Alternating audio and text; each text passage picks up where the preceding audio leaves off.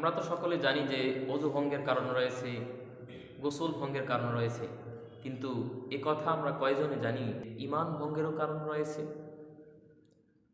আমাদের অজু ভঙ্গ হলে আমরা আবার অজু করে নেই, গোসল শেষ হয়ে গেলে আবার গোসল করে নেই। ঠিক ঈমানও এভাবে আমাদের অনেক কারণে ভঙ্গ হয়ে যায়।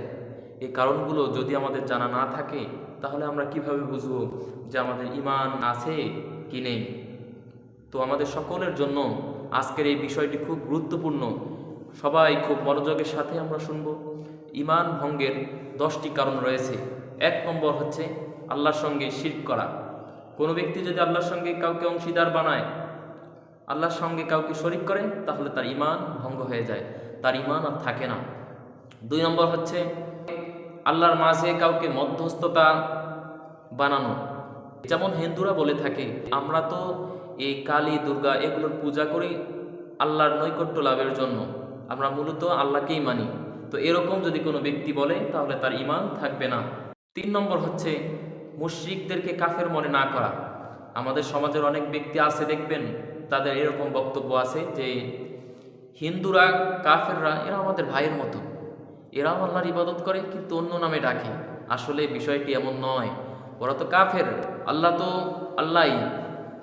আল্লাহ তো আর কালী দুর্গা এর মাধ্যমে আল্লাহকে পেতে হয় না, এবং আল্লাহর জন্য তো কাউকে ভায়া ধরতে হয় না। আল্লাহ তো একজন আল্লাহ তো সব সময় যে বান্দায় আল্লাহকে ডাকে, আল্লাহ সরাসরি ডাকে সাড়া দেন। কোনো ব্যক্তি যদি মুশরিকদেরকে মুশরিক মনে না করে, কাফেরদেরকে কাফের মনে না করে, তাদেরকেও মনে করে যে তাদেরও ঈমান আছে, তাহলে সে ব্যক্তির ঈমান থাকবে না। 4 নম্বর যেটি হচ্ছে নবী করিম সাল্লাল্লাহু আলাইহি ওয়াসাল্লামের দ্বীন ব্যতীত অন্য কোনো ধর্মকে উত্তম মনে করা।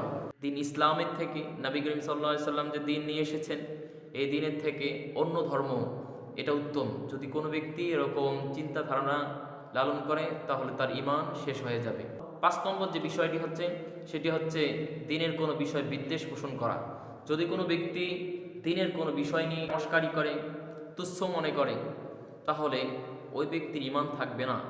6 নম্বর হচ্ছে দ্বীনের কোনো বিষয়ে ঠাট্টা করা।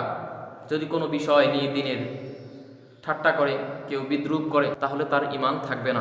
7 নম্বর কারণ হচ্ছে কোনো কিছু অর্জনে জাদু করা, কোনো কিছু লাভ করার জন্য জাদু করা। যেমন অনেকেই ধন সম্পদ বা অনেক কিছু অর্জনের জন্য ব্ল্যাক ম্যাজিক করে থাকে বা বিভিন্ন ধরনের জাদু করে থাকবে। আপনাদের সমাজে দেখবেন এর